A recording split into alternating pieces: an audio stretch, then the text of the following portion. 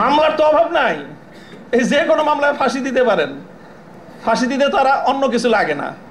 আদালতে দাঁড়ায় এক মহিলা আইনজীবী বলে, আরে বিচার করার জন্য এত কিছু লাগে নাকি আমাদের? এর চেয়ে কত হালকা সাক্ষ্যতে আমরা মানুষের বিচার করে ফেললাম। ওপেন আদালতে বলতেছে এই কথা, বিচার করার জন্য খুব কিছু লাগে না। হত্যা মামলা কতগুলো আছে আমার নামে, ছিনতাই মামলা আছে, পকেটকারীর মামলা, পকেট চুরির মামলা, পকেট মারের মামলা আছে, চুরির মামলা আছে, সব মামলাই তো আছে। যে কোনো মামলা দিয়ে ফাঁসি দিয়ে দিতে পারেন।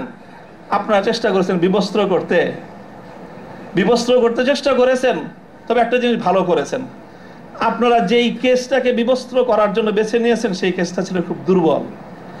আগামী 50 বছরের জন্য উলামায়ে কেরামের বিরুদ্ধে ষড়যন্ত্রের দুয়ার রুদ্ধ হয়ে গেছে। আল্লাহ রাসূল সাল্লাল্লাহু আলাইহি ওয়াসাল্লাম মক্কা বিজয়ের দিন বাইতুল্লাহ থেকে যেই মূর্তিগুলো বের করেছিলেন, যেই ভাস্কর্যগুলো বের করেছিলেন, তার মধ্যে তো একটা ছিল ইব্রাহিম আলাইহিস সালামের মূর্তি। কি বলেছিলেন? কাতালাহুমুল্লাহ, আল্লাহ পাক এই মক্কাবাসীদেরকে ধ্বংস করুক, তারা খলিল ইব্রাহিম আলাইহিস সালাতু ওয়াস সালামের মূর্তি তৈরি করেছে। আমাদের কথা আপনাদের পছন্দ হলো না, আমি বললাম যে ভাস্কর্য বানায়েন না, এটা বানালে বঙ্গবন্ধু যদি মুসলিম হয়ে মারা গিয়ে থাকেন কবরে তার শাস্তি হবে। তো আপনারা মনে করলেন আমরা বঙ্গবন্ধুর বিরুদ্ধে বললাম, আসলে বলি নাই বিরুদ্ধে।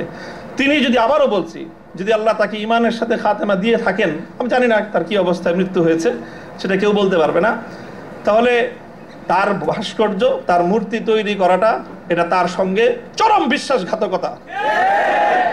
সর্বশেষ কথা হলো এই, খলিল ইব্রাহিম আলাইহিস সালাতু ওয়াস সালামকে যখন এই মূর্তি বিরোধী আন্দোলনের, মূর্তি বিরোধী কার্যক্রমের পরিণামে নমরুদ কি করেছিল?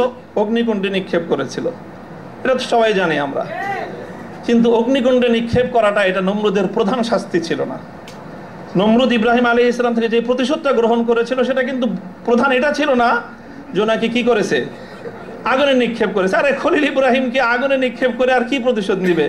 যে বেটা তার প্রাণাধিক প্রিয় সুপুত্রকে আল্লাহর জন্য হাসি মুখে কোরবানি করতে চায়, তার নিজের জীবনের দাম তার কাছে আর কতটুকু? তার কি মারবে আর কি জ্বালাবে? সবচেয়ে বড় যে জঘন্য কাজটা নমরুদ করেছিল সেটা হলো ইব্রাহিম আলাইহিস সালাতু ওয়াস সালামকে অগ্নিকুণ্ডে নিক্ষেপ করার আগে ওনাকে বিবস্ত্র করে ফেলেছিল। ওনার সারা শরীর থেকে কাপড় খুলে ফেলেছিল, বাংলায় বুঝেন নাই, উলঙ্গ করেছিল। আল্লাহ পাক রব্বুল আলামিন ইব্রাহিম আলাইহিস সালামকে এর জন্য একটা পুরস্কার দিবেন। সেই পুরস্কারটা আল্লাহর নবী বলেছেন, আউয়ালু মান ইউকসা ইয়াউমাল কিয়ামাতি ইব্রাহিম খলিলুল্লাহ। ও ইব্রাহিম, মূর্তির বিরুদ্ধাচরণ করার কারণে মূর্তি পূজারীরা তোমার শরীর থেকে সম্মানের আবরুর কাপড় খুলে নিয়েছে। কিয়ামতের দিন যখন সমস্ত মানুষ বিবস্ত্র থাকবে, সর্বপ্রথম আমি তুমি ইব্রাহিম খলিলকে কাপড় পরায়ে সমস্ত মানুষের সামনে সম্মানিত করব। আমার কেন জানে মনে হয়েছে আমি একজন অপরাধী, অনেক অপরাধের শেষ নাই, আমার ভুল ত্রুটির কোনো শেষ নাই। ওই যে বললেন না যে আব্দুল বাসিদের 42টা মামলা, মামলার তো অভাব নাই, এই যে কোনো মামলায় ফাঁসি দিতে পারেন। ফাঁসি দিতে তো আর অন্য কিছু লাগে না। আদালতে দাঁড়ায় এক মহিলা আইনজীবী বলে, আরে বিচার করার জন্য এত কিছু লাগে নাকি আমাদের? এর চেয়ে কত হালকা সাক্ষ্যতে আমরা মানুষের বিচার করে ফেললাম।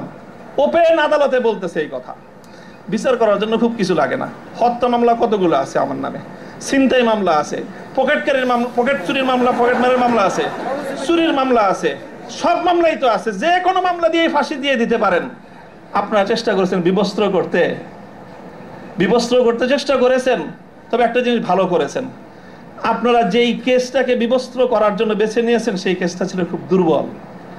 আগামী 50 বছরের জন্য উলামায়ে কেরামের বিরুদ্ধে ষড়যন্ত্রের দুয়ার রুদ্ধ হয়ে গেছে।